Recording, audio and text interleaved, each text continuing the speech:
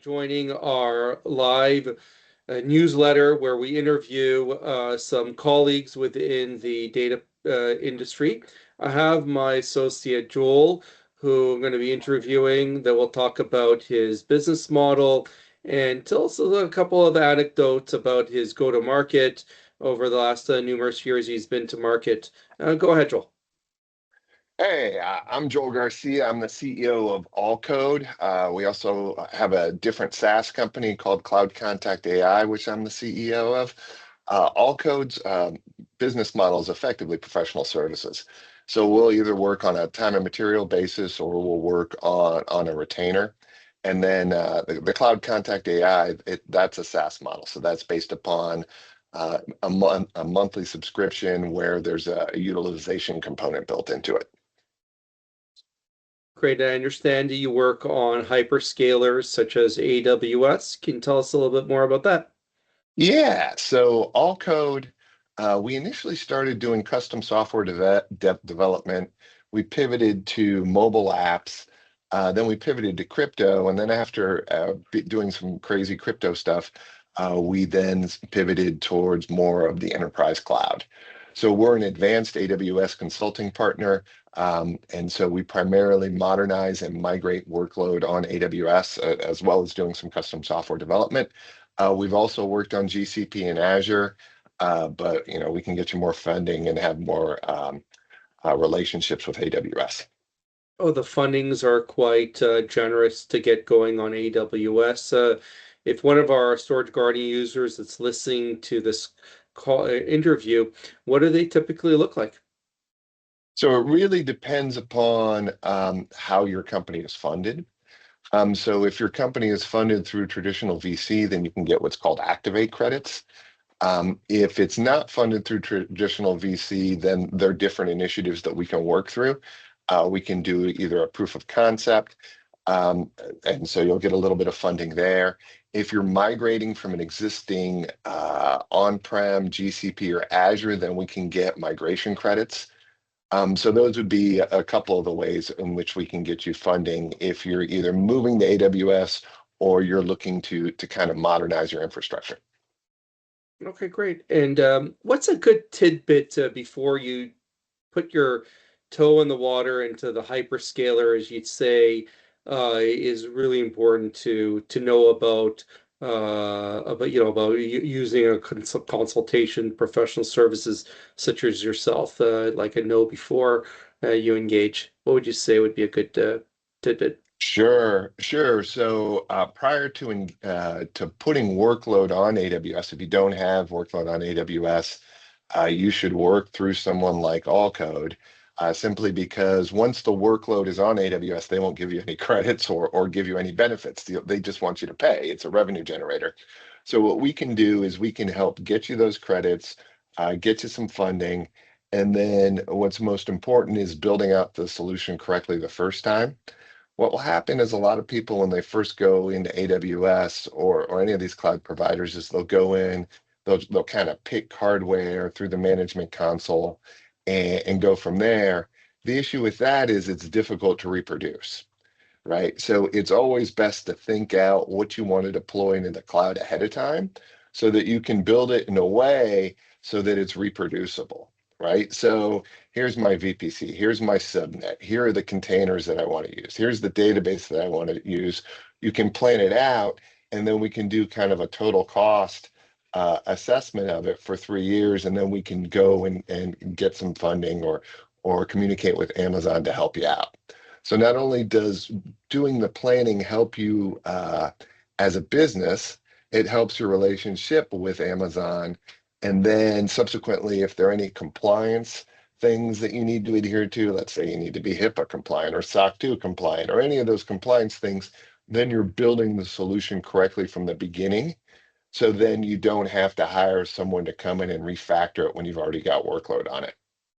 Yeah, fair enough. And are there any specific industries you would say work well on an AWS cloud versus not so well? Like I know with our BDR business, not a good idea to run on AWS cloud because it's just the IOPS and the amount of SSDs we would need wouldn't make a good cost per terabyte.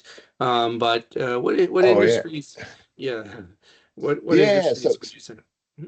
anything that needs to be compliant, right? So if I go to DO or if I go to another provider that's significantly cheaper and I need to be compliant, I'm going to have to do all the compliance workload myself. Whereas with AWS, you get some of that out of the box. Anything that needs to have a nice REST API, so you're not using a GUI, but you want to do things from the command line. So those sorts of businesses we would definitely recommend for AWS. We've seen a lot of fintech and healthcare. So, you've got compliance issues there. But obviously, if you know what you're doing, right, and you know how to provision IOPS and you can do it through a different third party where you're able to have the technical communication, then AWS may not be the best fit for you. Fair enough. And any unexpected anecdotes you can share with us where somebody said, I wasn't expecting this, and we went to Amazon Web Services or vice versa that you can share with our audience? Oh, they're always gotchas. Right. So sometimes we get people asking us to put them on EKS, but they don't know what EKS is. So basically, so what we get is we get a lot of people who have read blogs or listened to podcasts, and been recommended to do this because if you put them on Kubernetes on AWS, then you can migrate the solution easily to GCP, right? So we get those, and then they find out that there's this Kubernetes thing where they've basically provisioned a bunch of EC2 instances, and now they have these logical units running on these EC2 instances, and you need to control them with kubectl, and they don't know what the hell you're talking about, right? So we get those. Um, we get, I think, you could probably, each customer has humorous stories where, some incur huge spend because they don't understand that things like S3 have a data lifecycle, so you can move storage off to Glacier, right?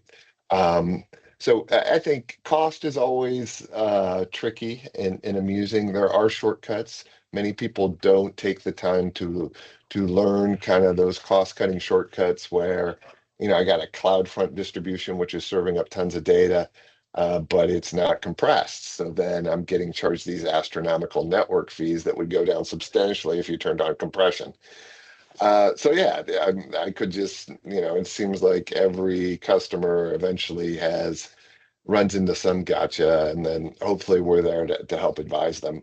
So, we had one client that was trying to get SOC 2 compliant, and they had provisioned everything in the master payer account.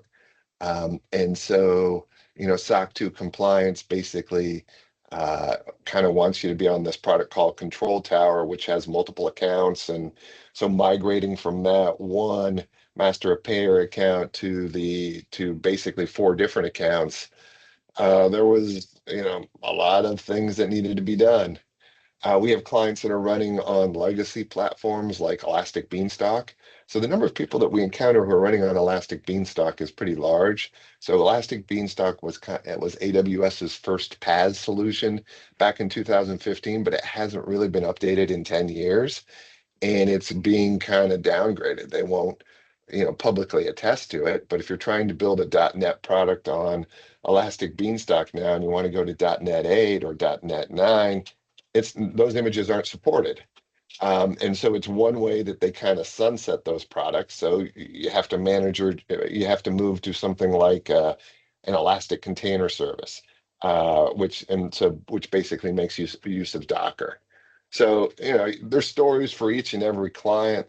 You try not to chuckle too much, but yeah, eventually, it's these cloud-based solutions, they get complicated, whether you're running on AWS or whether you're running on GCP or even DO.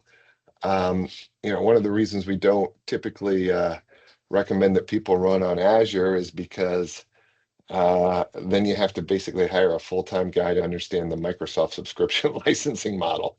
And that's just for like understanding how you provision assets and how you get billed. Most people don't want to do that. So AWS is relatively simple in that respect. Great. And what do I usually say is the number one thing you need to learn is the daily budget and Yep. how to manage your daily budgets because if you don't want to spend more than $50 a day, then then it will let you know if you want to, if that's what your spend is. And what that will do is it will curb a lot of fraud, that people run GPUs or crypto, inadvertently on your network. And the hyperscalers will not credit that because they say we don't, we just are charge for the utilization, and I haven't met too many people, that have not been succumbed to that type of misuse of hyperscalers where somebody else has run GPUs in their environment. And so that's my number one advice to my users is make sure you learn how to schedule and set up the daily budget. That way that protects your credit card bills and then build on from there your stack because they'll just bill you, and I've seen bills 20, 30, 50, $80,000 from somebody running GPUs for crypto, and they had no idea. And and they'll give you a 5% discount, and they say, well, we don't care. We're AWS, we're Azure, we're big and you're small. And you've go figure that out, which Yeah, yeah. And so that in and of itself is a reason to work with a partner, because basically we know how to set it up so that your CloudWatch budget alarms will trigger if something spikes. yeah. And obviously, you never want someone to get access to your keys, or if someone gets access to your GitHub keys, if someone gets access to your AWS or GCP Azure keys, then bad things will happen, right? Well, you want to control those, day one. Yep. And like, well, I really appreciate the tidbits. If a user group from Storage Guardian wants to get a hold of you, can you let us know how we can get a hold of you? Yeah, I'm just at allcode.com, ALLCODE.com, kind of like Allstate with the state replaced with code. And you can hit me up at Joel at allcode.com. Well, that really concludes our interview today. Thank you so much for the opportunity for sharing some of your insights, and we look forward to seeing Storage Guardian users on the next newsletter. Thank you very much. Yeah, nice meeting you. Take care, guys.